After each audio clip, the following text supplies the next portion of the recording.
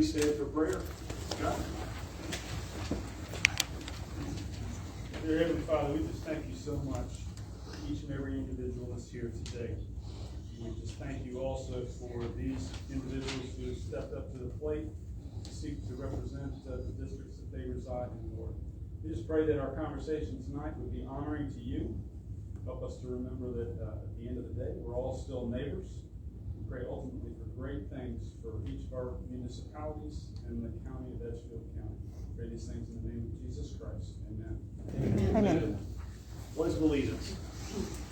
I pledge allegiance to the flag of the United States of America and to the republic for which it stands, one nation, under God, indivisible, with liberty and justice for all. All right, remain standing. Megan, you get a waiver. The Republican Creed.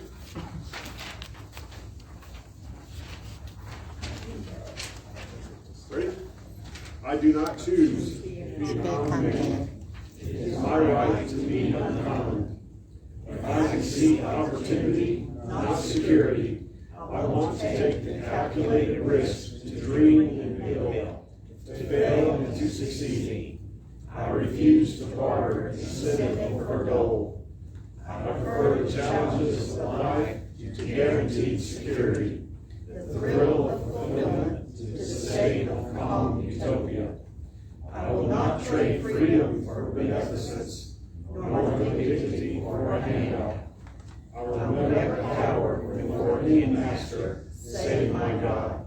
It is my heritage to stand erect, proud, and unafraid, to think and act for myself, enjoy the benefits of my creations, to face the whole world boldly and say, I am free and fair.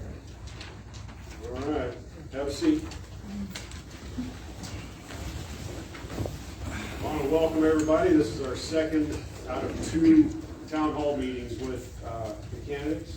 And I can remember Mr. Moody's name this time. This is Mr. Gabriel. Sat in that order.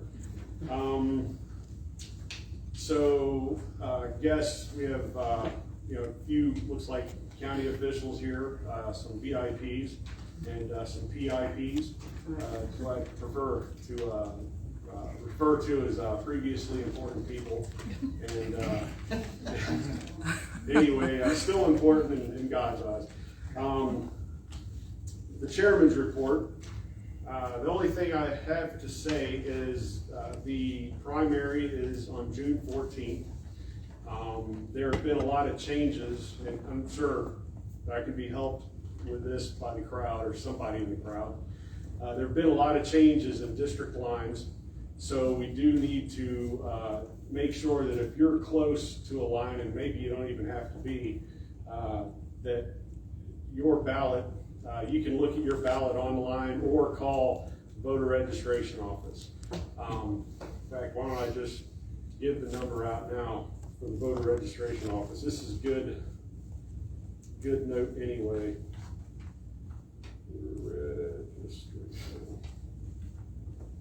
Okay, the number there is 803-637-1072.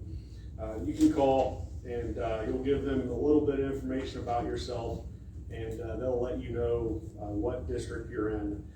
Somebody invariably will show up this year at the polls and go in thinking they're voting for Frank or Tiffany, and they're going to get these 2 guys here that are in a whole different district, or vice versa. It will happen, I'm sure. So anyway, just be mindful of that. Let's see, primary June 14th. Anything else? Anybody that knows? What's that? Early voting.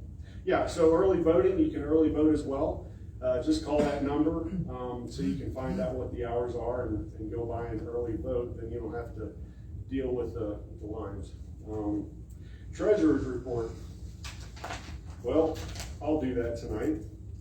Last week, we held it down at Sweetwater Community Center, and it was costing some money, so we passed a basket around, and I think the cost for that was $60, and we collected $153. So that was some extra money that went in. We now have an available balance of $566.15. So we won't spend it all in one place, I promise. Let's see, that was the treasurer's report. So we are now at the candidate town hall section. We're going to do this a little different tonight. We are going to start on this side of the room for the first question. We'll go that way, and then the next question will come from this side of the room and go that way.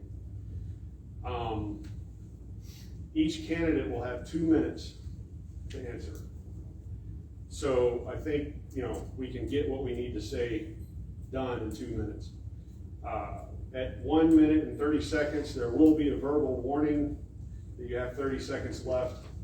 And then at 2 minutes, our timekeeper, should the person still be talking, our timekeeper will clap, and we should all join in. If 2 minutes have passed, you're done. Done. So that's how it's going to go. Do I have a question? Mr. Senator, what if I have a question that's for 2 candidates, for both? It's not specific to each. Sure. I'd like both of them to ask when should I ask that? You go ahead and ask it, and if it applies to 2 candidates, then that's who it applies to. We're going to have opening statements. Yes, actually. Yes, ma'am. Are you going to ask the folks that are asking questions to come to the microphone to ask? I suppose we could. We just have to turn this thing around every time. Doc, is there another mic? This small. Or you could just repeat them. I've done these before, and I like channeling the questions. If the only way you're able to speak is through a mic in a certain spot, then if you speak from your chair, then you're wrong. Do you want to handle that all night? I'll just pass it around. Well, okay. So that's the If you want me to, I'll hold the mic and I'll take it each person. Yeah. You want me to do that? I'll Do that, Sonny. So whoever has the stick can talk. You're good. So I get a can talk. You're good. You have to hit the power button, take it off. All right. Who's first? Oh, Maybe we're going to open the statement. Yeah. So now that we've got all that out of the way, I don't mean to seem harsh or anything, but it is what it is. So Sonny, does that work? You want to tap on it? Testing. Nice. Okay. Well, let's start down here. You want to come up and tell a little bit about yourself? And 2 minutes, 5 minutes? we'll go 2 minutes each. 2? Yes, sir. Yes. 2. That's it. Welcome, everybody. Thank y'all for coming tonight. I know some of y'all probably drove a little bit farther than you had to last week, but thank you for coming. I'm Jerry Moody. I've been a resident of Edgefield County for 44 years. Married, have 2 kids with 2 grandchildren. Both of my kids went to Meriwether Elementary and Meriwether Middle School, then they graduated from Warlaw Academy. I'm retired from Augusta Newsprint, having worked there for 43 years. I started on the bottom, and when I left, I was a shift coordinator as well as a shift captain for the emergency response team. My responsibilities as a shift captain was hazmat training, refresher courses every year. And then also I was one of the original members of the Meriwether Fire Department, started in 1987. Stayed there about 8-9 years, and during that time I was served as chief for 4 years.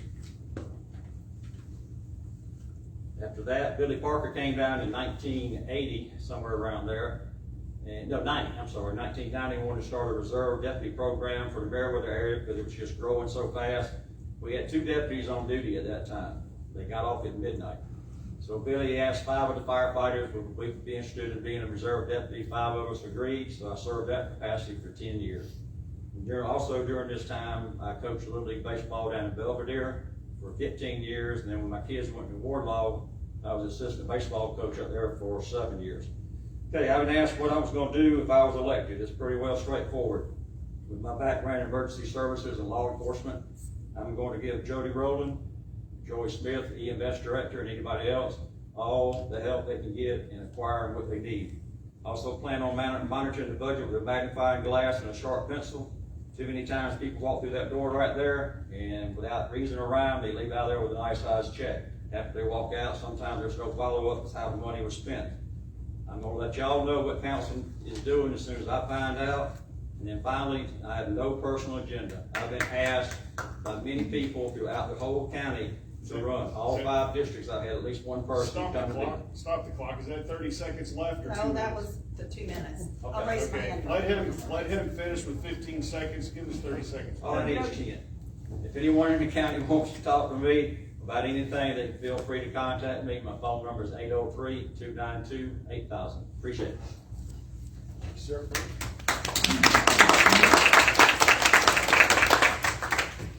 How you doing? My name is Frank Gabriel. I'm running in for County Council, District 2. Do I have any District 2 people in here today? Thanks for being here. Appreciate it. I'm here tonight with my lovely wife, Shirley K. Gabriel, who is currently working at Piedmont University Hospital in Augusta. I'm currently retired, which provides me time to work on agenda items, legislation, and research projects, and proposals submitted to council. I was District 2 Planning Commissioner for 3+ years and worked on the updated comprehensive plan that was approved in 2019 and worked some on the land management ordinances. I also retired from the great state of Arizona law enforcement as captain, responsible for 35 men and women, fiscal responsibility, scheduling, managing departmental functions. My wife and I moved to South Carolina for her work at the hospital, and we had a rental home, and we spent about a year every weekend looking at houses all over Georgia and South Carolina. We kept coming back home to Edgefield County, and eventually made it our home for the simple reason that we loved it just the way it was, a great place to live. A couple of my goals as a District 2 council member are, we currently have 3 med units, which is not quite enough. I feel there should be more. I'd like to do a study on current population and future population trends. I'd like to see the website be a little more user-friendly and have more information where residents can get information. And I'll be an advocate for responsible development in Edgefield. Make sure the LMOs follow the comprehensive plan guidelines and protect our farms and agricultural businesses.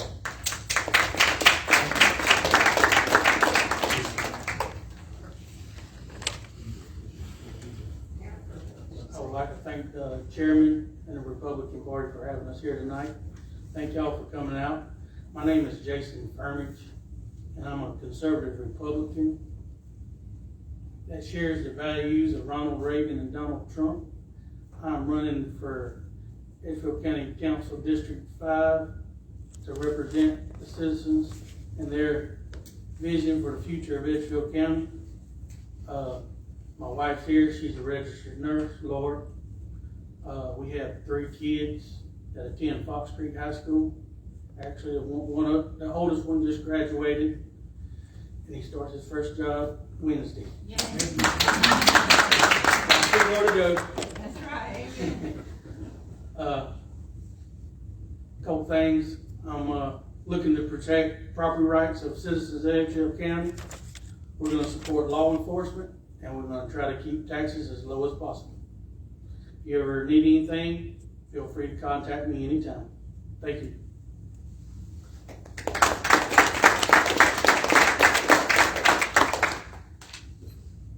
Good evening.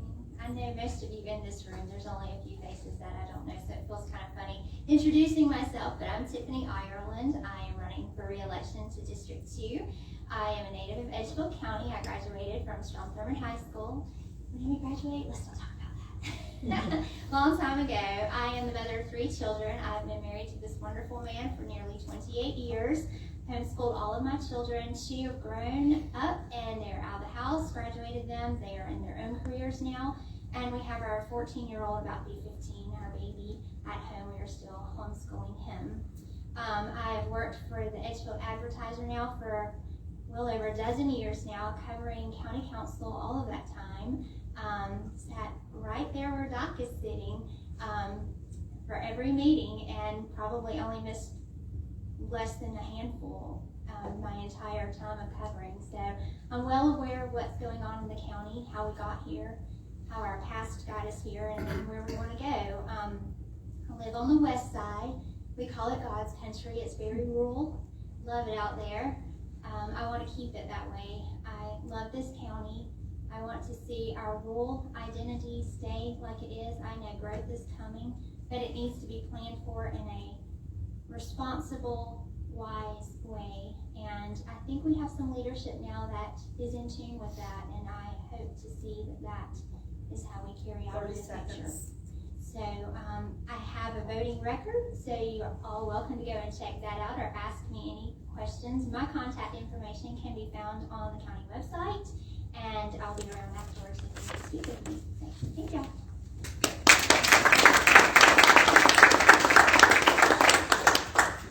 How many county officials do we have here? Dean? Okay, department heads, people from departments? Okay. Would any of you mind at the end going over some things maybe that were brought up during the meeting, and to reiterate or correct? Does anybody have a problem with that? Okay, good. We have our, yes, sir. Question though, I'm clarifying that. Could you have those individuals who are county employees to tell what they do, what their job is, so people may have questions maybe for them? So now than later? It's a great idea. Great. I'd rather have it right now so they don't skip out the door on us. Does anybody have any problems with that? Anybody a leader here that doesn't want to do that, or I respect that. All right. Well, you're closer, Doc. Building planning. So for those that don't know me, I'm Doc Clark. I am the Edgefield County Building and Planning Director, as well as the Assistant County Administrator. I have 16 years in government, and I've been the county building official for 8 years, and I also manage the Edgefield County CTC funds. CTC stands for what, for everybody? County Transportation Committee. Thank you. Good job. Sonny?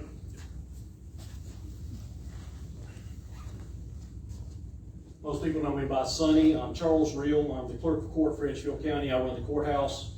I've been with the county of Edgefield for 29 years, retired from the sheriff's office after 22 years, and have been the clerk of court for the past 7 years. Scott, you want to go?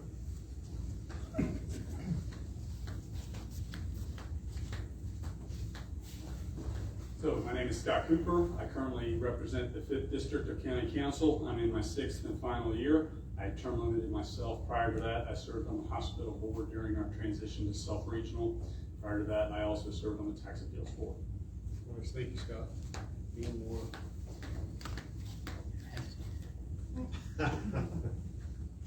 I'm Dean Campbell. I represent District 3 in the county, and I'm also County Council Chairman. All right. Was there anybody else? Nope. Okay. Well, sorry for the changes, but I'm claiming chairman privilege. Why don't we start with the first question? And Sonny, you ready to hand the mic? I am. All right. Anybody that wants to ask a question, I guess, yeah, stand up, and Sonny will bring you the mic. I have a Just question, raise but your I need the hand. mic. Do they get 2 minutes to ask the question and 2 minutes to respond, or is this open? The questions need to be quick. Questions don't need to take a long time. So if it's a statement question, we'll just roll our eyes and we'll hear it, and then we'll just move on. But I'm not going to put a time limit, but you may get highbrow. So anyway, all right. First question. Okay, I'll start. Got the mic anyway. As an elected official of Edgefield County, I want to know what each of you feel is the meaning of elected official, public servant. said I am. Yes, sir, you're boss. My duties as an elected official or public service is to serve everyone in this room, everyone in the county, try to work things out as a council, the whole council work together and come to a good resolution that's gonna serve the majority of the people when we spend money. Like I said, I know I've already talked to you about some things you have problems with, but another thing I'm gonna do is go to every department head, sit down with every one of them, find out what their problems are, what they've had in the past, how we can work, bring stuff back to the council, get things resolved, and try to work all together and get the best bang for our buck. Frank? Nope. Start down here. Well, I think the question speaks for itself in that, in public service. My goal and my job would be to do the people's will. When I come to council meetings, I hear people talking, I hear reasonable questions, I hear justifiable questions, and I hear informative questions. What I don't hear is response from council or anybody else. They just walk away scratching their head, they don't have an answer. My opinion is that's not public service. Actually, when I was planning commissioner, it's an honor for me to serve. When I was in the planning commission, I didn't get paid.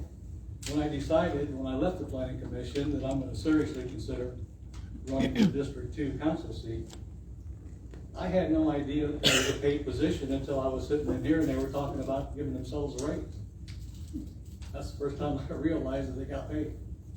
I think it's an honor to serve, and I look forward to it. Thank you.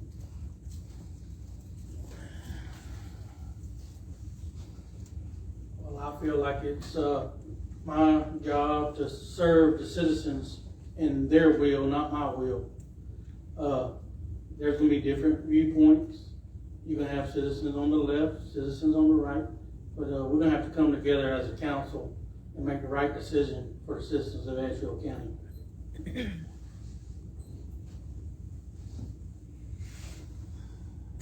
think I've proven to be a public servant, but let me just add a little bit to that. When I sat here for those dozen years covering council, I too would hear people come up here and speak and not get a response. But I must point out that there is a note on our agendas, and our chairman will so kindly remind us that we're not allowed to debate the speakers that do come up before us when we sit up here as county council. We are just to listen to them. So I think your actions speak louder, and I think you have to look at the actions, and I think that I've proven that in the things that I have done. When people have said they don't want something, I've listened, even when they're not in my district, and I think that I have proven to be a servant and not a politician, and I think my record as a public servant stands. Excellent. Next question.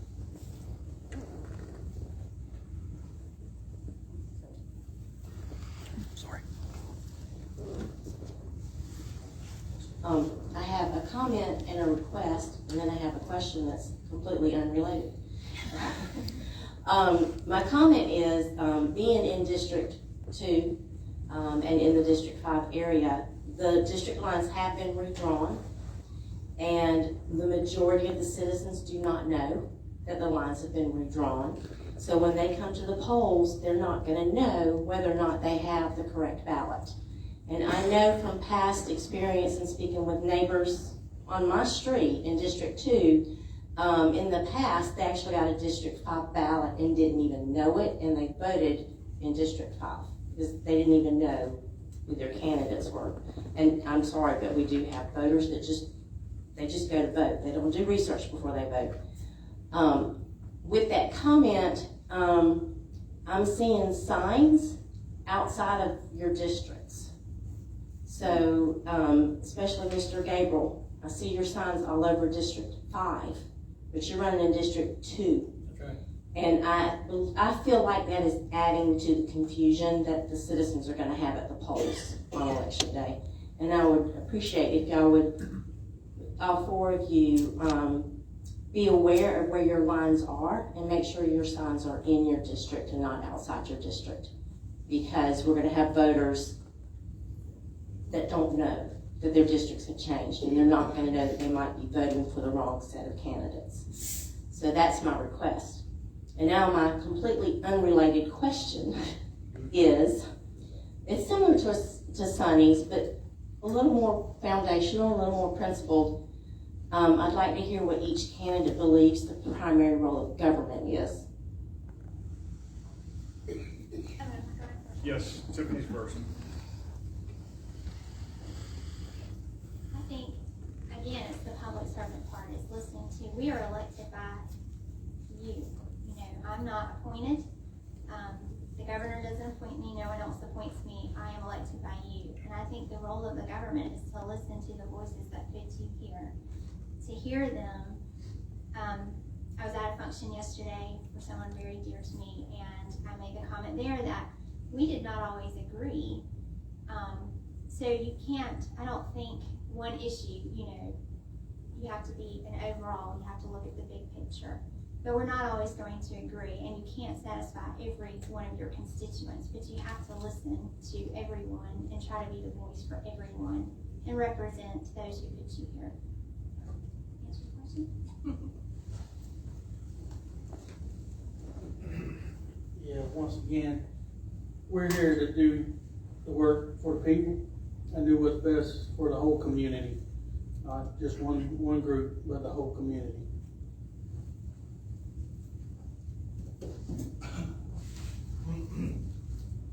I'm still thinking about your first comment or issue with the signs. Correct me if I'm wrong. We can put our signs, our political signs, anywhere we want in the county. Believe it or not, people who live in District 2 can go through District 5. And so, I mean, people travel all over. I'm understanding that you think we should keep our signs within our district? Yes, because people don't know their own district lines. And someone in District 5 may end up with a District 2 ballot and think that they are supposed to be voting for you or Tiffany and not realize that they're supposed to be voting for Mr. Moody or Mr. Furmage. Yes. Well, my sign says District 2. Right. Yep. All right, so people don't pay that close attention to. So we're not going to do back and forth here. So if the candidates don't mind, don't address the audience. Okay. And I'm sorry, your other question was? What do you believe the primary function of government is? Primary function. Well, I'll tell you, I've been on this earth long enough to see it change over the years. It used to be prestigious and time limited. You didn't stay in office 30 years and 40 years and things like that. But I think the basic premise of government is which I'm very familiar with because I did it for a long time, is to protect the people. And I'm the people. And I live in Edgefield County, and my wife and I, the only thing I can think of, and I'm not a big government person, but certainly I wouldn't do. Watching our time. I wouldn't do things as representing the people that I wouldn't want happen to me, because my decisions or my vote is going to affect my wife and I, the same as if it would affect you. Thank you. First of all, the first part of your word government is govern. But in order to govern, you got to have input from the people and lead the people based on what the people want and try to set a path forward in the right direction for the people that's giving input and direction for us to do the government. Good answers. Thank you, everyone. We have another question from Scott Cooper. Thank you, Edie. Thanks to each of you for entering the arena. As has already been said, real estate transactions and development is a primary focus of our county. And as conservative Republicans or Republicans, with our role of defending private property rights, how do you go about using Republican principles to determine the value and the development potential of land? We have 504 square miles. All land is not created equal. So how do you use those values to determine the development potential of property?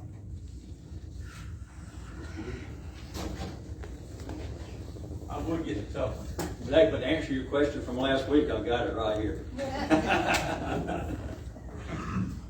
You're true. Land is valued differently according to what's around it. So based on that, the planning commission has to come up with what they value their land before they set the zoning ordinances based on what the county council has done in the past. So a lot of that's already been set in stone already. So the present council coming on next year has to work with what the previous council has given us. But you are correct. But you do want to protect people's property as much as possible and not degrade their value, because hopefully if you degrade somebody's value, all you're going to do is hurt the taxation on that property, and it's going to go down, or it should go down. So I hope one thing we're watching, if land does get devalued, the county is looking into that and taking the taxes down also. But we're trying to keep the land as it is and build high density, if that's part of your question maybe, around the cities like I mentioned last week. High density needs to go to Trenton, Johnson, and Edgefield to try to boost those cities back up. They got the infrastructure, and keep the high density out of the rural areas. Thank you.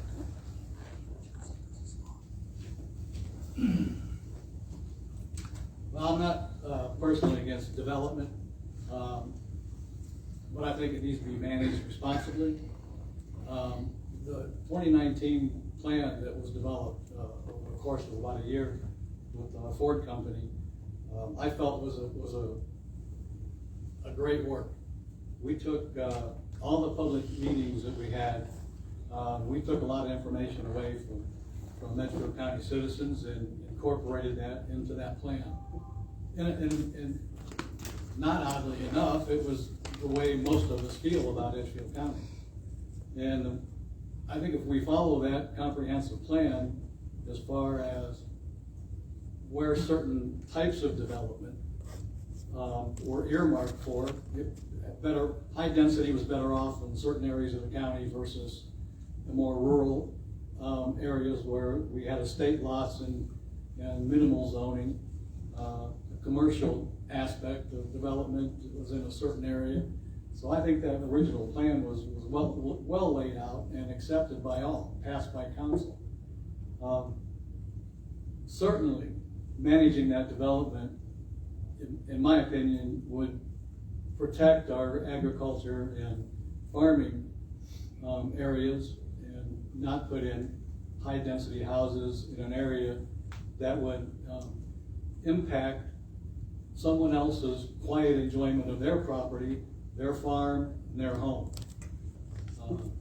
I think, to me, that's top of the list on how we manage development in Edgefield County. Like I said, my wife and I moved here because there wasn't anything in Georgia or South Carolina within a reasonable drive of the hospital that we absolutely loved. And every time we came home from looking at houses, back to Edgefield County, after that, we compared everything we looked at to Edgefield County, and there isn't anything out there like it. So in that respect, and I think a lot of people feel the same way we do. So in that respect, I think proper management of development and controlled management of development is the proper way to go, and it's the best of both worlds. Thank you.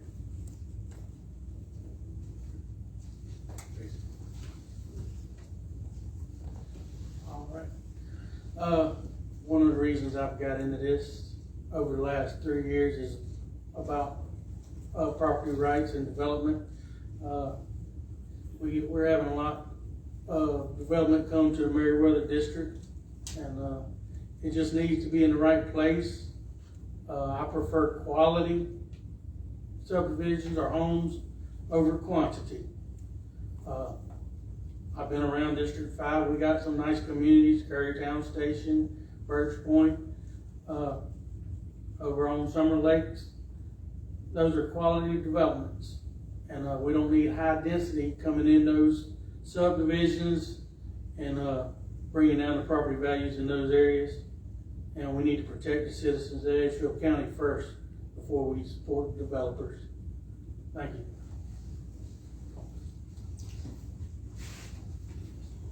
Everybody knows where I stand on the development. I think everybody knows. I know I'm saying this because I can, because you've made these comments before in open forum that you're for market driven, where property stands. I want to just take an example. The solar farm that we had on the north side that wanted to come in, they wanted to clear all of that land. That was that guy's right to sell that land to that solar farm. But it was also the right of all of those around that would be affected to say, hey, this is not right for our community. This is not what we want. So the one didn't have the right to ruin the life of all the others and to affect and drastically change not only the topography of that area, but the whole livelihood of that area. And I think that's what we need to keep in mind. Market driven does not always make it the best thing. So people before market. Thank you. All right, next question. Hey guys. Y'all know who I am. I'm Rhonda Nowicki. Y'all know where I stand about the LMO. A little closer. Closer? Yeah. Okay. I'm Rhonda Nowicki. You know all where I stand about the LMO. I know how Tiffany stood about the LMO and that she was instrumental in having it taken down. And yes, citizens, y'all can take down the signs. It's dead. No more LMO, take down the signs. So I also know that Frank Gabriel was instrumental in composing the LMO. So my question is, if elected, will the LMO resurface?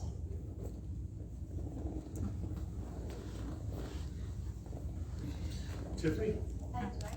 Yes, you get to go first. Well, I think, yeah, we just did it discussed where everybody knows where I stand on that, so, no.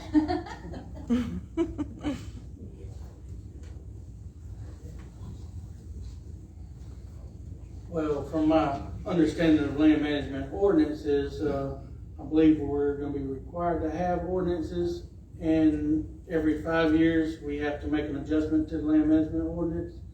And then every 10 years, do a whole, look at it again.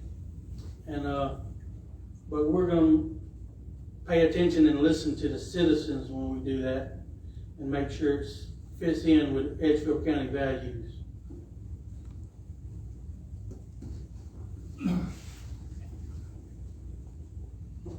Did you say I opposed the LMOs or I voted for the LMOs? You were instrumental in writing. You wrote the LMO. You were on the board that wrote the LMO.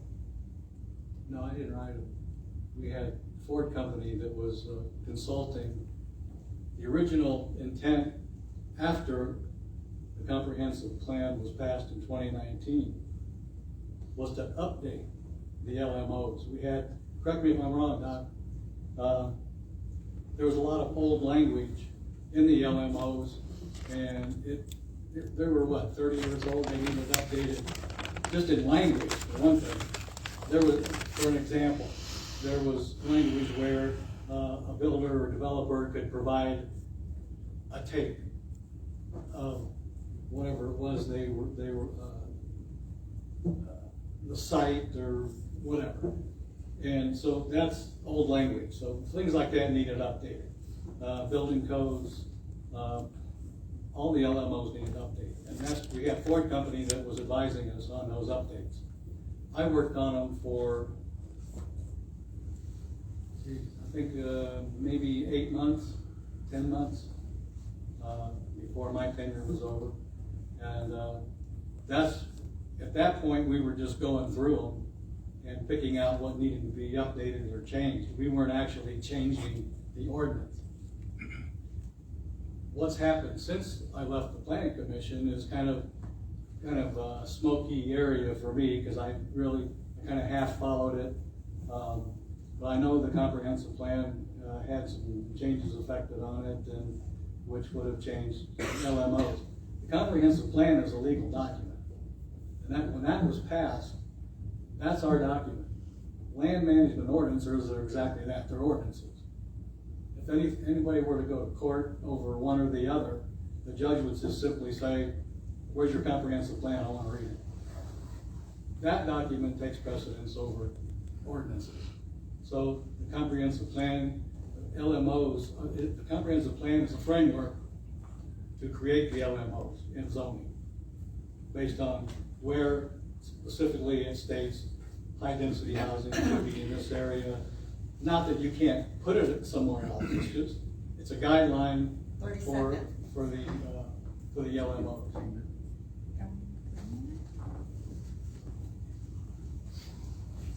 I learned a long time ago, never say no or yes to something that you're asked without possibly being subject to something changing. So things can change, and we could be mandated, as been mentioned before, to come up with an LMO again. But I will promise you this, it will be under the direction of what the people wish and what the people want. Nice. I forgot what all the questions were up to now. Is there anybody here official that would like to say anything? Doc? Yeah. So, fact checking time. Okay, so mainly I just want to clarify a few things. You had the comprehensive plan and the ordinances backwards. The comp plan is the big picture, and it guides the development of the ordinances. So, Okay, I just set up wrong. yeah, right. So the comp plan is, the state requires us to update the comp plan every 5 years and write it a new one every 10 years. The last go round of land management ordinances, we've spent about 3 years working on those. So by the time all that is finalized, it will be time to start over on the comprehensive plan update. And then at 10 years, we have to rewrite the whole thing once again. This is done to ensure that our ordinances don't sit on the books for 30, 40, 50 years and get too outdated. For example, as he was saying, one of the things Ford Company did was take things like Blockbuster Video out of our list of approved construction or development, things that don't exist anymore. Also processes that don't exist. A lot of that sort of stuff has to be updated, and it's mostly clerical. The thing that caused the conflict was zoning and actual regulations or restrictions on private property rights. Generally speaking, those are frowned upon until somebody goes to do something that they don't like, and then they want the regulations. So it's a balancing act, and everybody has to come together and figure out what that balance is. Other than that, I don't have anything else. Thank you. Excellent. When we get to clerk of court stuff, we're gonna task you up there. So. She's got a question. Okay, excellent. Please ask. I actually have a question and a comment. I live in District 2. I shouldn't have to ride to Augusta to see your signs. There are none in our district. My question is, y'all all three talked about transparency and the budget, how you would be forthcoming about everything. My question is, if you're elected, what do you, excuse me, what will be your highest priority for our county? No ambulance and anything like that, but like, just in one word, what would be your highest priority for our county?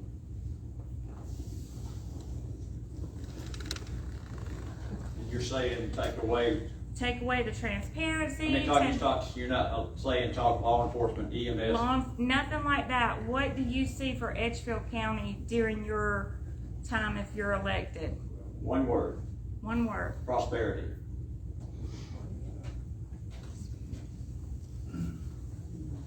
Well, if any of you have, excuse me, seen the Edgefield County website, it's seldom up to date. One word. One word. One word.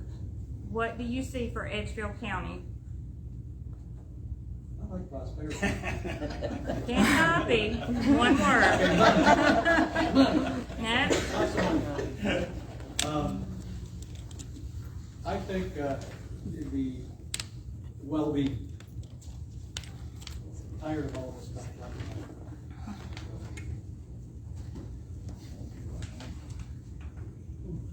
I think it turned into a game show Google, what's the synonym for? Prosperity. We'll make low taxes one word.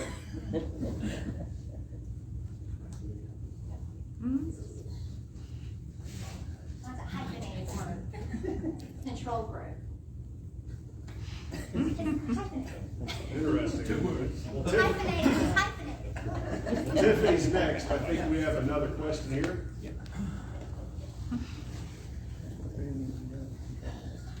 I think we're all jumping around this one issue that has been the hottest item in Edgefield County for probably the past 5 years or longer, and that is growth. It's high-density growth. Where do we put the high-density growth? Do we put it in the cities, in the counties? Do we put it wherever we want to put it? If a developer comes in, he gets a PUD out here, he can build whatever he wants to do, anytime he wants to do, whatever size he wants to have. I would like to ask each of the individuals up here, how do we get the county council and the town councils to work together to ensure that we get the high density stuff inside those town limits that have sewer and water and trails or other amenities that they can have there? The other thing is, how do we then keep the integrity of Edgefield County rural, which is what everybody that moves to Edgefield County wants to be here. Well, I just drove in on Sweetwater Road all the way from Currytown Road over, and it's just a pleasure to ride that road. And we want to keep that type of atmosphere out there. I don't want to see townhome after townhome after townhome along that road. So here is my idea, my question is, how do we get the individual county council of Edgefield to work with the town councils to see if we can get out some kind of marketing or something in there so that we put the high density stuff where it needs to be and let the rural aspects of our county remain as they are. So glad you asked that, because we've actually established myself and Dr. Jackie Kenyon are a little committee, if you would say. We are meeting with the towns to see what their needs are, how we can address that, and also you already know that we have the incentive zones around the towns, and so we'll be working with them. How can we help you address this?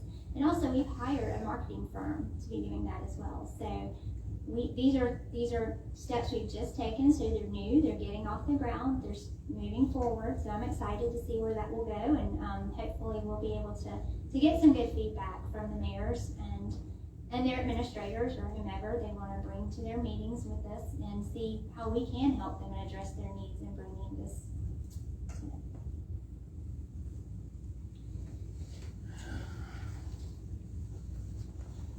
Like Tiffany said, there's incentive zones around the cities, Trenton, Johnston, and Edgefield.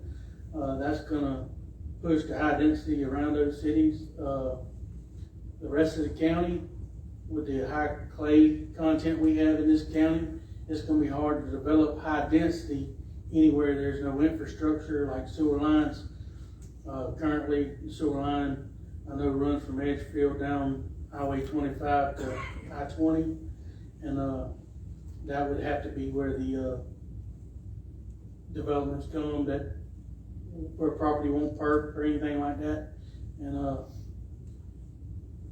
because several of the newer subdivisions have a problem with septic tanks, we might need to look at requiring these developers to hook all these homes to sewer, so these new residents don't have any problem with sewer or anything like that.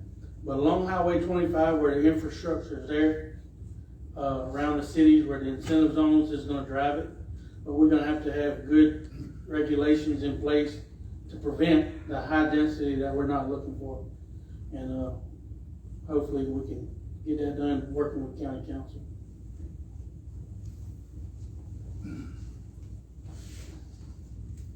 So your question is basically, how do you get the county and the city reading off the same page? Is that right, Jim? Or to work together, at least talk to each other. Yeah, well, you know, in my years in management, you only get things done with another entity by talking with them. You know, we used to, if they didn't have any ideas or it was totally different than our idea, then we couldn't find common ground, we'd ask them to write just a little outline of what's important and what they want to see, and then we'd do one and sit down and put it together. And as long as you keep those lines of communication open and you're willing to work with people, you know, eventually you can work it out. There's no one sentence answer to that question. You just gotta work your butt off to get it there. And, you know, hopefully you get some cooperation, but you know, in anything you do, you need cooperation. You need people behind you supporting you to do it. So it's just work, Jim. You know that. Yeah. Hopefully the cities will come on board with what Tiffany's talking about. There's a no-lose situation for them. We're going to bring new people closer to the cities. They're going to spend money in the cities, and they're going to get some more property taxes they put in their budget. But a lot of times people ride down like Martintown Road, and it's part of being passed. If that hadn't been already been passed on the first read, North Augusta's fixing to start a 147 unit development down off Martintown Road behind the veterinarian place down there. We have no control of how North Augusta gets their footprint in the county. As long as a piece of property touches the city of North Augusta and the landowner requests annexation into the city more likely is going to take them into the city. And the city cannot approach a landowner, supposedly, and do it in reverse. But I believe that operation down there is going to have sewer and water. So when you see things pop up, it's not always the county's fault why it's going there. North Augusta's got their hands in it. All right, I think there might be a follow-up question. Is that Sonny, you want to give him the mic? Yes, Scott. It's almost dead, so, okay. That's a great point. And prior to my being asked to serve, what I heard loud and clear in 14, 15, and 16 was the issue of annexation and the concerns that you just addressed. And I came to the conclusion, it was my conclusion, I think others agree, that process is determined by sewer, access to sewer. So the question I have is, how do you feel about working with Edgefield County Water and Sewer to expand the sewer capability for our county so that we can control the development in our county as opposed to seeing it being annexed? It could be a double-edged sword, because if you provide sewer up Martintown Road, the developer's going to come in, hey, I've got sewer. They've already said you need water and sewer to have high density in this county. So you go back on your word and say, okay, we got sewer, we got water, high density according to y'all can go right here. You keep the sewer out of it, you keep plurality in this county. That's right.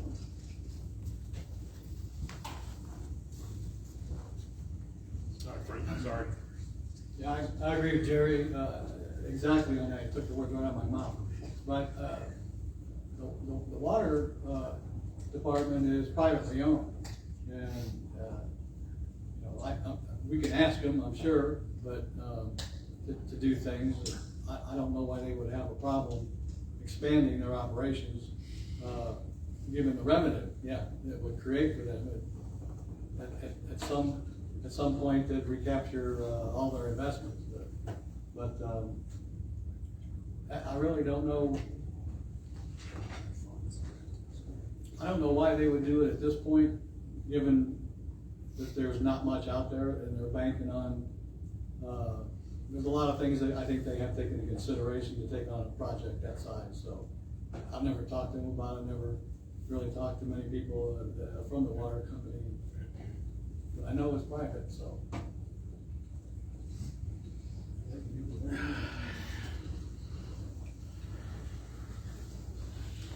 Yeah, I've talked to several citizens in District 5 about the high density and about the Martintown Road area.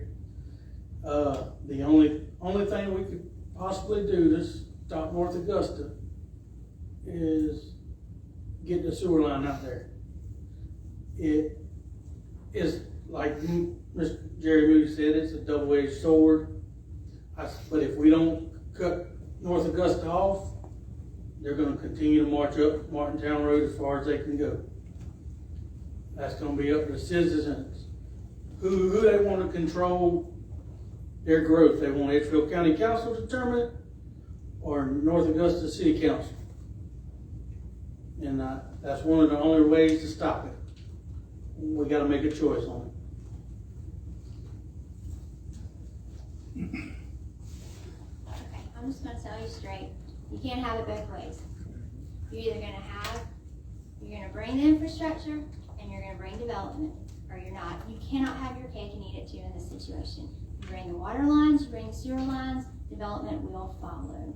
If you don't believe me, you look in the Meriwether area when the first annexation was happening and they wanted it and they got it, and now look what they've got coming in. So, be careful what you ask for. You cannot have your cake and eat it too in this circumstance. All right, for the next question, we'll do another question and then we'll refer to our officials in the room. So do we have another question?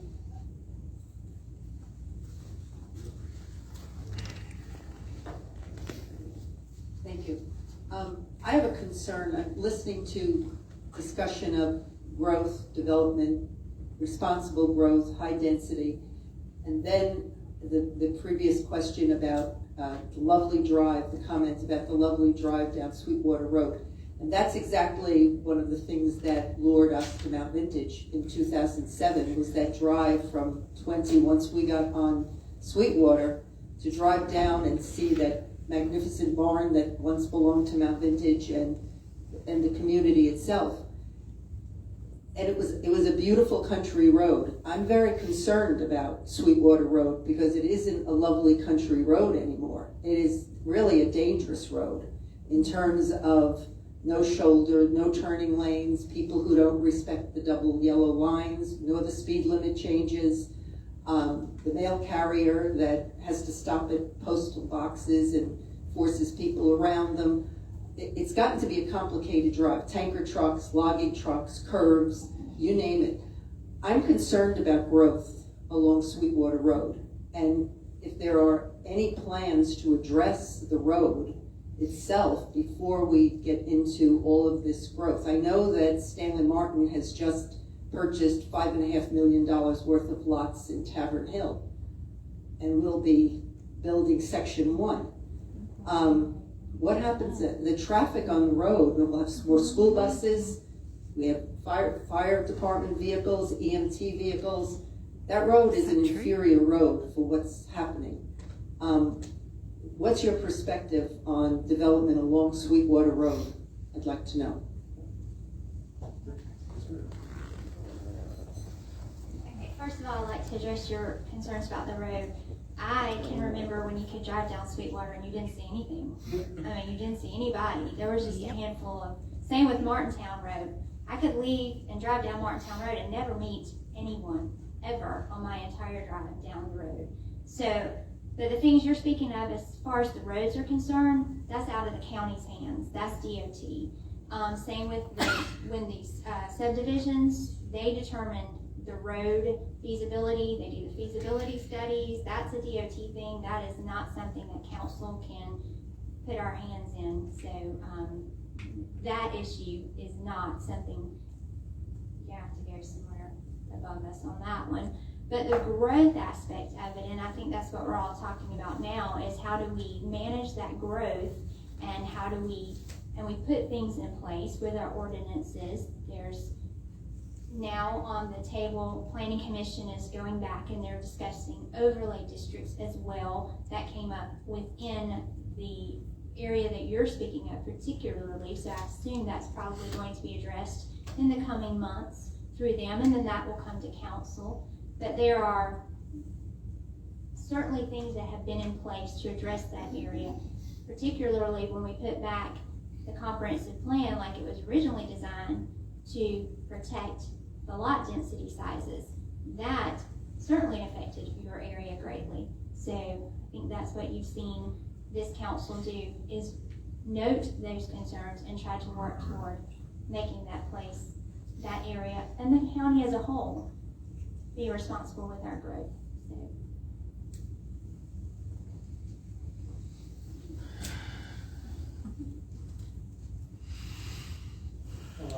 Like Tiffany said, the road part of it's gonna be South Carolina DOT. And then the growth part, they don't have the infrastructure out there to put more high density subdivisions. They got that sewer line there at Tavern Hill, and before more subdivisions of high density nature can come, that sewer line would have to be expanded because of high density of clay in the county. And I don't look at Edgefield County trying to fund any more sewer lines while I'm on the county council.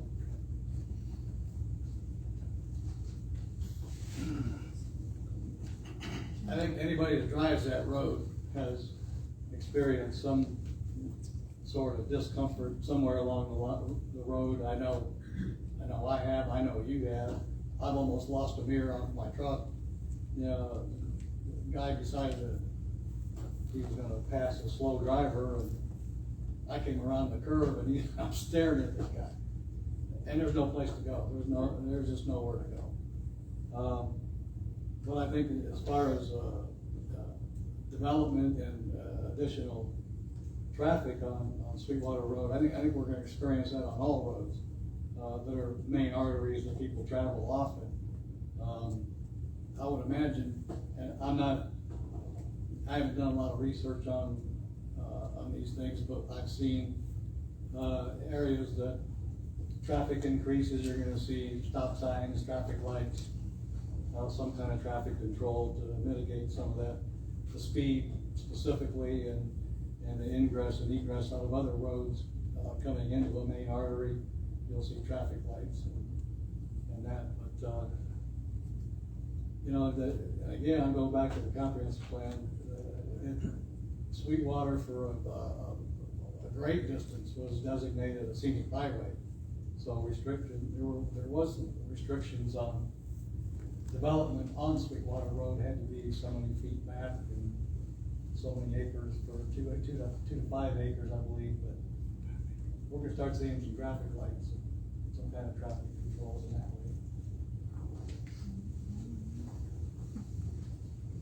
I will answer the safety aspect part of it, because I've already, even before I was asked to run, I've been talking to Sheriff Rowland soon after he got elected. Sheriff Rowland is very pro safety. He's got his deputies out there, and I've talked to him since I've been asked to run, and I'm gonna sit down with him after I'm elected, and we're gonna try to see if he can't come up with some additional radar cars, they call them. They do nothing but radar.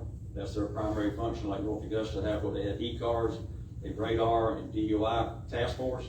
And so I will sit down with him. We've already discussed this, so I don't have any details to pass along with y'all, but I will be working on that for the safety aspect of it. All right.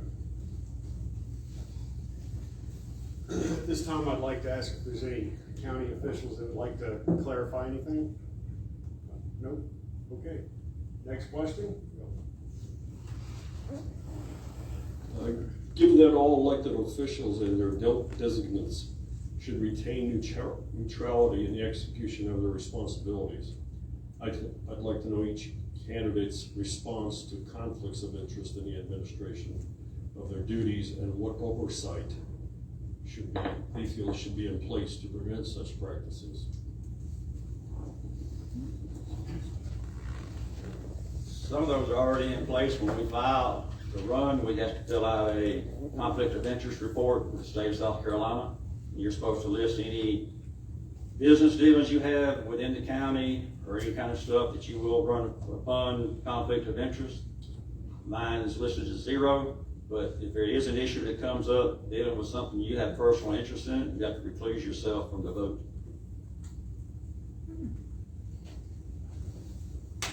Well, I believe we have a little bit of that going on right now. Some conflicts that I've seen on the planning commission. I think we have a developer on our planning commission, and I've questioned that from day one, and I will continue to question it. If I get the District 2 seat, I'm gonna go directly at that issue. Thank you, appreciate the question. Yeah, the State Ethics Commission looks into that. You gotta file every year, and I don't believe I have anything. But if I did, I would recuse myself from any votes. Interestingly, I have had a conflict of interest, and I have had to recuse myself from a vote, and it's in our minutes, and you're welcome to look it up. But that has occurred, and so it's a public record. But because my husband is in law enforcement, so there was a conflict of interest on a vote. I recused myself, left the room, came back when it was all done. All right, do we have another question?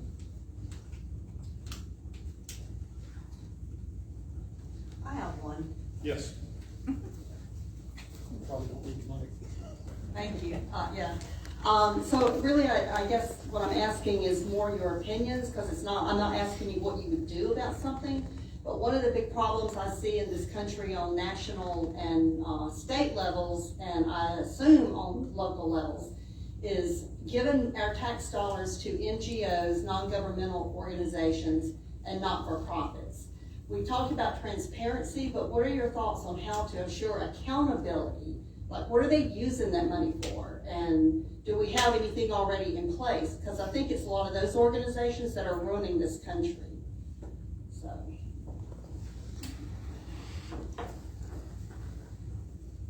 So you know this because you've been coming to our county council meetings, but we have been dealing with this quite frequently of late. And so you all probably know where I stand on that. And I'm not for just handing out to every Tom, Dick, and Harry that comes up here asking for money. I've asked that they show us projects, why they need it.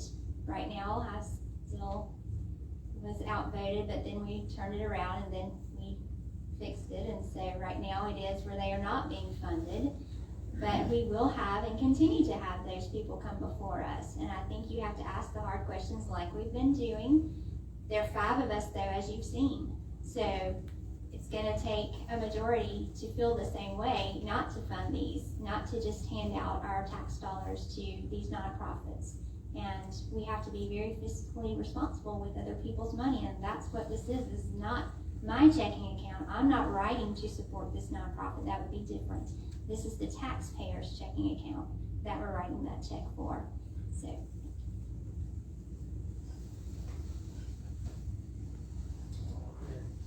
Tiffany done a good job answering that question. Yeah, I don't want to receive your tax dollars and decide where it needs to go to private or nonprofit organizations. If it's going to be beneficial to the citizens of Edgefield County, and they can provide invoices on all the work that's being done, we would look into maybe helping them, as long as it's going to be beneficial to the citizens of Edgefield County. I was just thinking, I did have to recuse myself once when I was on the planning commission. There was a vote on the zoning for Mount Vintage, and I recused myself from that vote. I didn't think I ever had to do that. Well, I think not being on an inner circle of information and how our tax dollars are used or given to nonprofits or other organizations that do good things. So I don't know what the process is other than the vote in the budget to agree to do it. But I don't know what the follow-up is. Don't pretend to know. If I get there, I'll learn it. Bottom line is, I think that council has to be good stewards of citizens' money.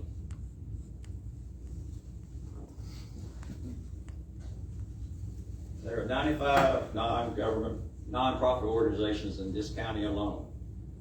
What I will ask for is 12 months worth of financial records, 12 months of their meetings, their minute meetings, to make sure they are an organization, what they're talking about.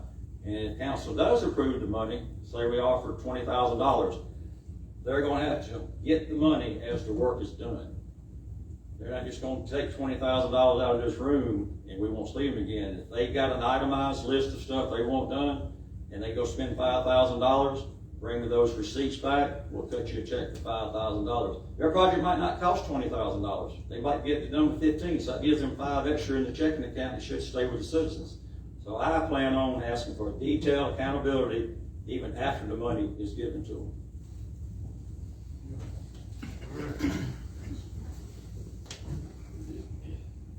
Any questions?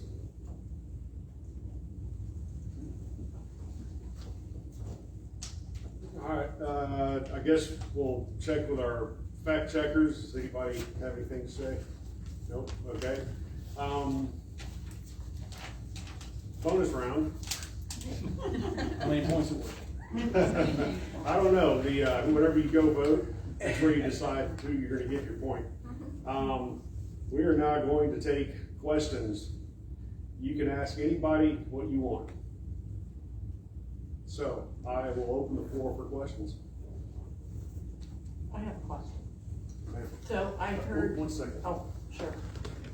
So I heard earlier, the lady on the end over here talk about the fact that there's been some redistricting done and nobody knows where to go vote.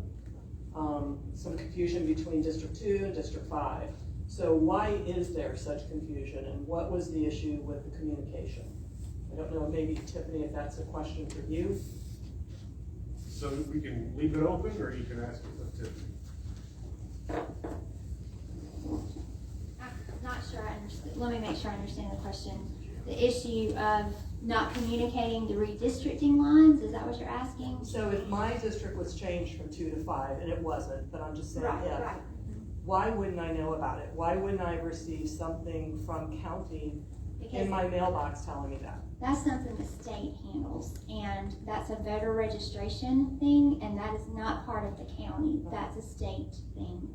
And they did not feel that they needed to mail out. Mr. Hickson was working on that, and he worked. Speak on that if and you let me.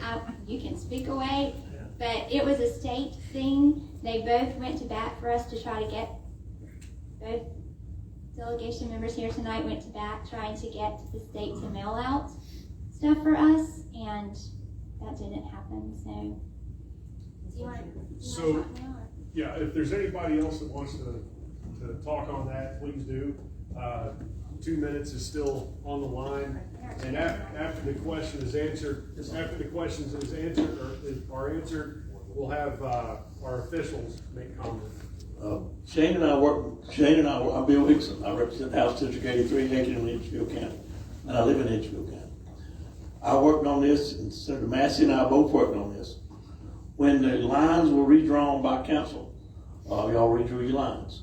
There were some subdivisions that used to be in 5, now they're in 2, or vice versa. And I had a lot of calls on this. People wanted new cards sent out. I talked to a gentleman at the South Carolina Elections Commission, said we would do it, but Edgefield County had to pay for it. And I talked to Roger Ledoux, I talked to you, and I don't think I talked to Doc, but yeah, you and I emailed. But I'm waiting on the county to say they'll pay for it. I'm not gonna pay for it, Senator Massey's not gonna pay for it. The South Carolina Elections Commission said they would pay for it, but Edgefield County, let me back up, Edgefield County would have to pay for it, but Elections Commission would do it. I talked to Roger Ledoux, and he was talking, I think the guy's name's Chris Newman, he's with the South Carolina Elections Commission. He was gonna come up with what the figure was gonna be. And so the last I heard, we were waiting on a figure and how many people. I think the whole county was gonna be, I forget how many thousand people, but they narrowed it down to between 500 and 1,000 people that were affected by this council district change. So I felt like Senator Massey and I have done our part, And so it would be left up to the county to decide whether they were gonna pay for it. Well, just to clarify one thing. So none of the information on your voter registration card would change because you're still going to the same precinct, you're still in the same voting location, etc.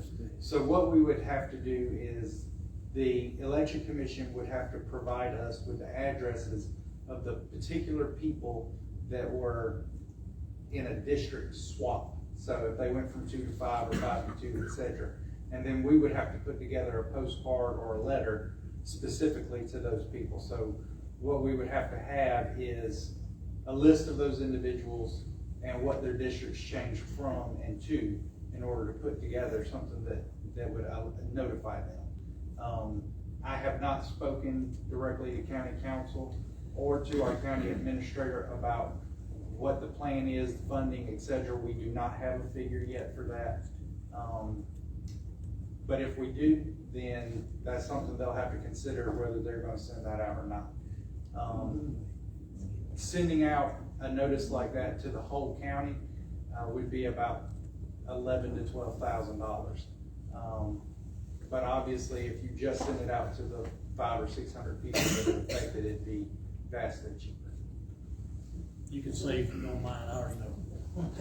So let me clarify. Once we get a question, if it's pointed to anybody, they'll give an answer, and then if anybody else wants to answer, that's fine. And then we'll go to our experts. We have a question in the back. So this is just a comment. We can share with each of our own sphere of influences. Anybody can go to scvotes.org, scvotes.org, and find out what district you are in, and each of the people that represent you all the way up the chain. So, scvotes.org. I have something. Yeah, sure. I don't know how many people are familiar. Like Scott said, you can also go to your GIS map. Sonny might can explain that. Drop down menu on the left hand side, it shows you your fire district and your voting district. If you want to explain that maybe a little more. Yeah, I can do that. Even though GIS is not my department, that's its own department, you can go to the Edgefield County website, go over to offices, drop down, and you'll see GIS. When you go to the GIS, you can search for your address, you can look by the map, pick out your property, and you can hit the report button. And when you hit the report button, it'll tell you what district you're in, your address, what fire district you're in, and so forth. It'll give you all that information on your specific property.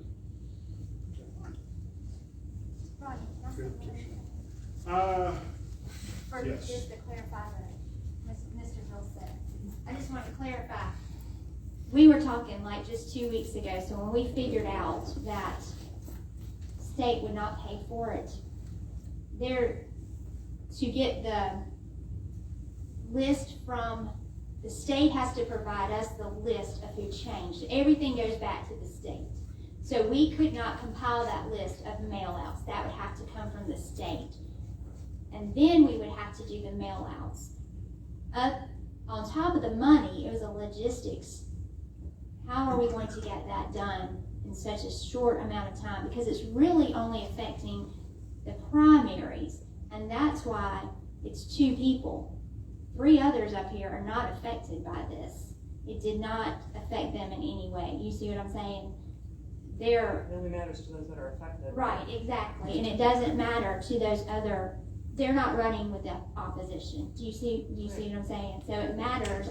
And the person that was most affected was actually my district. District 2 was most affected by this change. The lines mostly, not much, Scott shrank, so his lines didn't change as far as he gaining more, he lost more, and District 2 is what was changed. So I do want to thank you two both for working on that and for trying to get something to come together. It just didn't happen. Thank you. All right, something to this. Yeah, okay. I'm trying very hard not to, but part of this is up to the candidates, right? When you're out, you're trying to find the voters, and you want them to go vote, so you try to educate people who are in your district. But I guess the thing that irritates me about this really is, y'all, we're Republicans. we have gotten way too comfortable with the government babysitting us and relying on government to do everything for us. The information's not hidden. I mean, it's out there. You can find it. I mean, the 2 districts that are affected are 2 and 5. Both of them have primaries. You ought to freaking go vote, right? And you ought to know who you're going to vote for before you walk in the door, right? I mean, you know, we have as individuals, I mean, you know, we read the creed. And if you read those things, I mean, there's a lot in there about personal responsibility and individual initiative. Take the time, 3 minutes, to figure out who you're going to vote for. Right? I mean, don't depend on government to do everything for you. I do think now if the polling places had changed, that'd be a different issue. They didn't change. So wherever you voted last time, you're going to vote this time. And I think it's good to have the information publicized. It ought to be out there. I'm all about that. I think as a candidate, I want to make sure that you know that you're in my district, right? Because I want your vote. But beyond that, I think that especially as Republicans who generally take the position that it's not government's job to do everything for us, that we ought, I mean, this is a right that we take for granted too often anyway. I mean, we whine because we have to stand in line for 5 minutes. When we are the example for the rest of the world. I mean, as Republican primary voters, we ought to take the time to look it up and find the information about who the candidates are, find out what their issues are, come to events like this. I appreciate you putting this on. I appreciate the party putting it on. But I do think we get too comfortable sometimes with the government just babysitting us. And we've got to do a better job ourselves individually to take some of that initiative. Well, I don't think we'll get more water out of that rock. So that went longer on one question than I thought it would. All right, so we've kind of established a format, and we're going to go with it. Do I have any other questions? I'll go. Yes, sir. I'm not in any of your districts. Let's put it that way. So I don't really have a dog in this fight. But as a general question here for Frank, I've been through 2 campaigns so far and had to go out countywide and put out signs. And I'm just going to give you a little background on this. 2 times, both campaigns, I've had friends in Mount Vintage that wanted to put my signs in their yards. And I took them signs because I don't live there. I don't know what the association rules are or anything like that. I took them signs. Within a week, they're calling me back up. I'm sorry, but you got to come get your sign or we're going to have to pay some kind of fine or something. We're not allowed to have the signs. Well, recently I had a friend that came down from New York that I graduated high school with, and he's thinking about moving back down this way. He loves golf. First place I thought about was I'm going to take him out on a tour of Mount Vintage. While I was out at Mount Vintage, I saw your campaign signs in people's yards. Yeah, okay, 6 of them. I wasn't allowed to put my signs out there. I was told to come and get them. How are you able to keep your signs there? Because I actually called the what they call the Architecture Commission. Architectural control. Yeah. Control, yeah. I called out there today because I asked them, because I want to put my signs out there when next election comes around. And they told me it's not allowed. So I'm not trying to, beef at you or nothing. I'm just saying, so can people out there put Tiffany sign in their yard?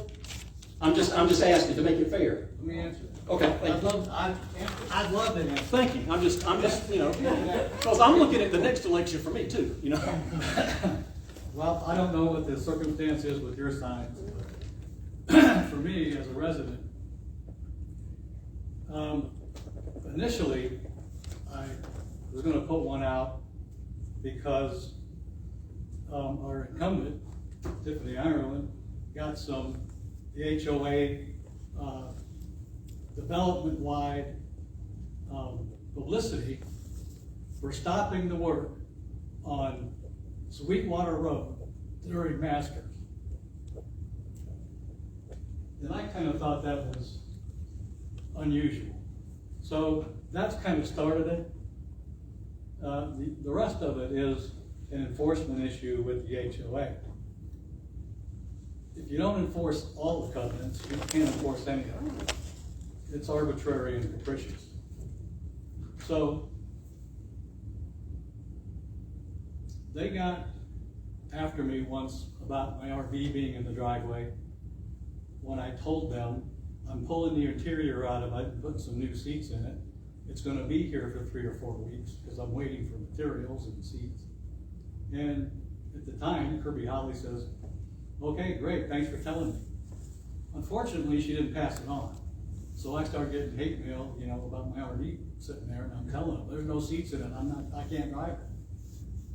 Well, make a long story short, I submitted a list to them twice of 25 infractions that I saw driving around the development. I'm going to finish it. Too many cars in the driveway, basketball hoops, trampolines in the yard, swing sets in the yard, just a myriad of violations. Boats parked in driveways, trailers, construction equipment, with photographs. They did nothing about any of them. But if I have a blade of grass out of place, I get a letter. Not that Mr. Rayford and I have any love lost for each other. We get along. I say hello to him, he'll say hi to me.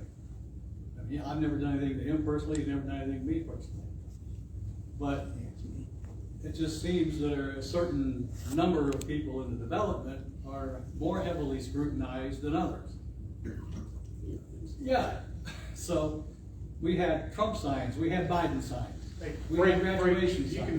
You can finish, let me break in. We're gonna extend your time, and we will offer that amount of time as a wild card, so you have to claim it. And, right? So every other person gets the same time Frank had at their TV.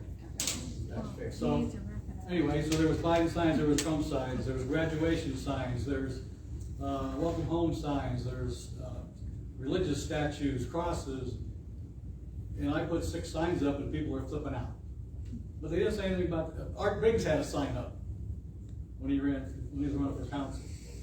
It all started with the email circulation between Tiffany and David Usry, where David was thanking her for stopping traffic during Masters. They stopped everything during Masters. How did you do that? DOT. You called and they stopped all the construction in the CSRA. Not the CSRA on your road. They stopped it in the CSRA, period. No, I called them to make sure that they were leaving your road after I was notified. Do I need to come to the microphone? No, Frank, I just wondered because in your response to him, you never even said thank you or mentioned any way how you did it. Hey Frank, let's address it. But it was free. It was a political favor, and I took advantage of you getting that time and put a sign in my yard.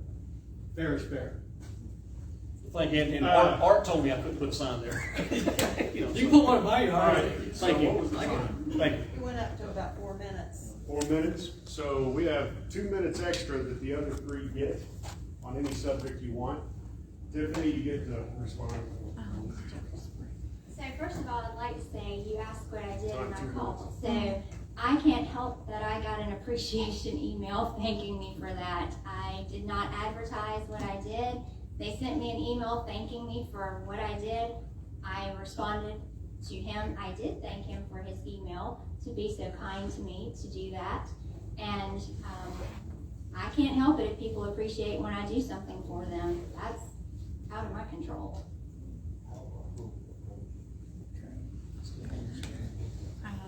I have a question. All right, so we're going back to questions. Does anybody else want to speak on that? No? Okay. I don't need a microphone. No, take the mic. I don't need a microphone. All right. We recently lost our contract with the Aiken Animal Shelter. And as you know, Edgefield County alone is full of furry little creatures. My understanding is we're going to have to possibly buy some land, build one. I've heard it might be a kill shelter. If you're elected, what will you do to acquire the land, to build the shelter, and for it to be no kill?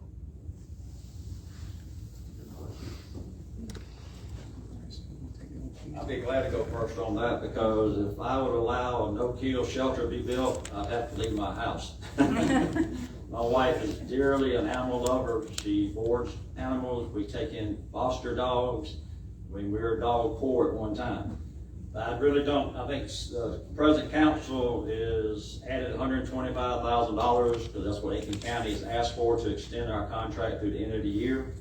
I know in years past, I think probably before this council came on, we were in the process of buying some land and building our own animal shelter out off Highway 25, the Plum Branch Highway, at one time. Why it went down, I don't know. And I really don't know. I think you got enough humane societies. McCormick's got a good one. I think you could probably, we're gonna need some help. We're gonna have to see people run it. And, you know, in order for that, but I think no kill should be the last straw. I'm telling you. Not no kill, but kill. Yeah. Oh yeah, kill. I'm sorry. Thank you, son. Thank you. You said Y'all it know what I'm twice. talking You said it about. twice, and I just want to make sure. Yeah. No animal shall ever be put down. Okay. I even had run over a squirrel. Yeah. Thank you, son. Yeah, sure. I don't know anything about that. I'm gonna pass. Tiffany.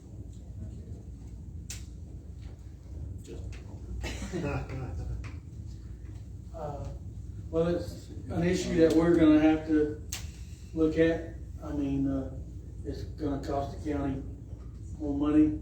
I'm not sure why we weren't able to work with Aiken County. We have been working with them in the past.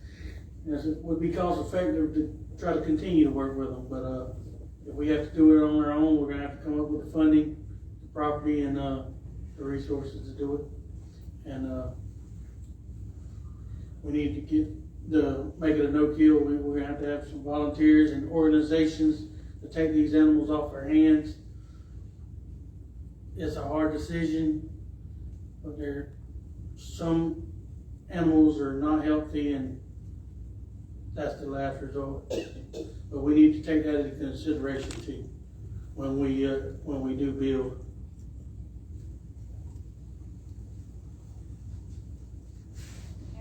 So I've watched this cover for years and years, sitting right there where Doc is sitting, and Aiken County has been telling us for quite a while. Rodney, you'll remember when you were up there, Aiken County was tired of getting our animals, and they let us know that. We should have been dealing with this a long time ago, and we haven't, but now we have to because Aiken County has said no more. I think they kept going up on us because they thought we would eventually get tired of paying them, and now they've said, you know, this is it.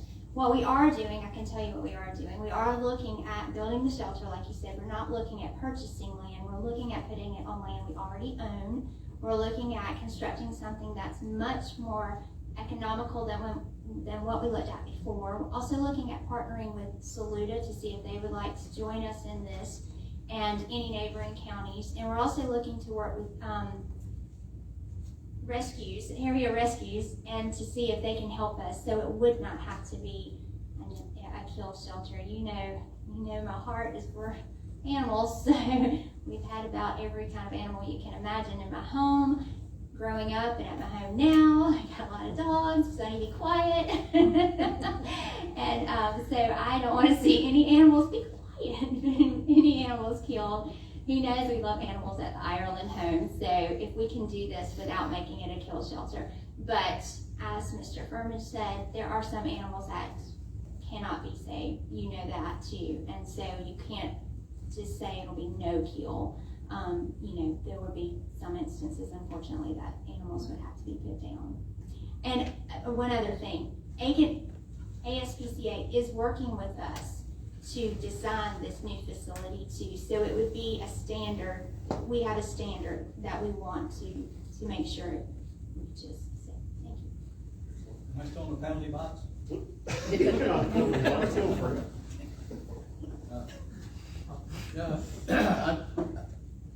I'd love to see a shelter in Edgefield County. Right now, the temporary shelter is at 130 Olympian Heights Drive in Mount Vintage. That would be our house. We have,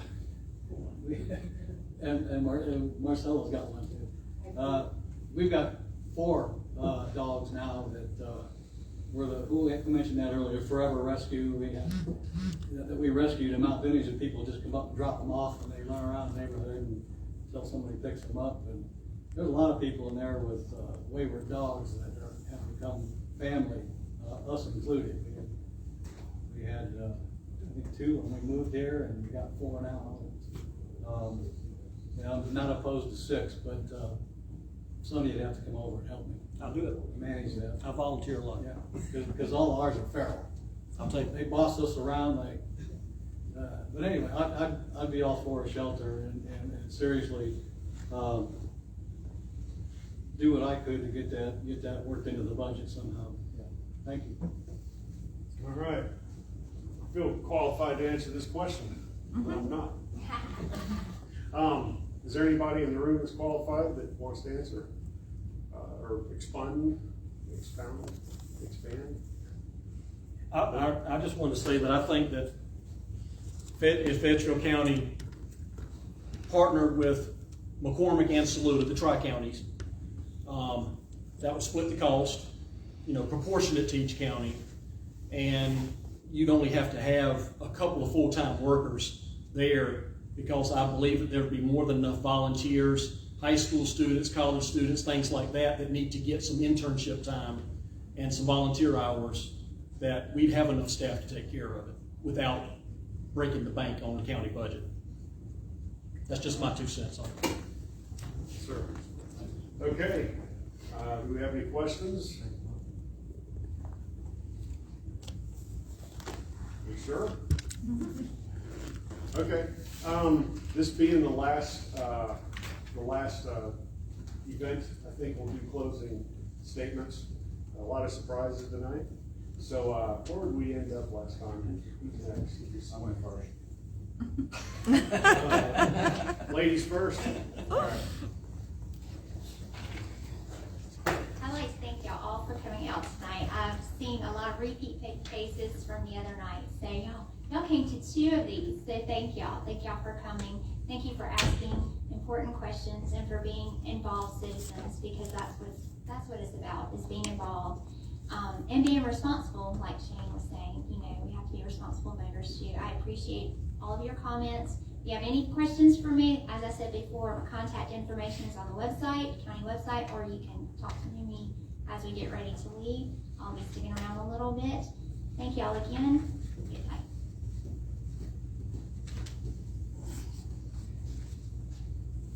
I would just like to thank the chairman and the Republican Party for having us. Thank y'all for coming out again. And if y'all have any questions of me, want to contact me, just talk to me afterwards and I'll give you my phone number.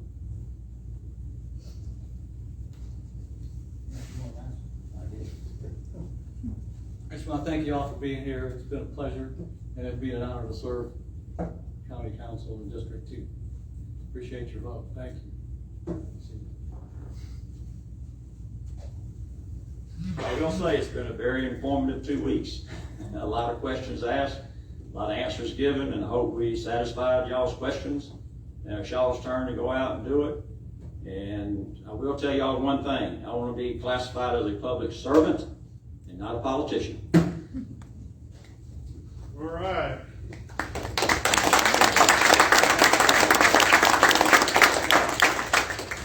Let me see what's next here. Motion to adjourn. So moved. It's almost 9 o'clock, so I'm not going to take this any further. But I want to say thank you guys for showing up, and I appreciate you participating. I appreciate the audience. This is a good crowd. Last week we had a better crowd, and that was great. So if we could get you to come back to more meetings, that would be great too.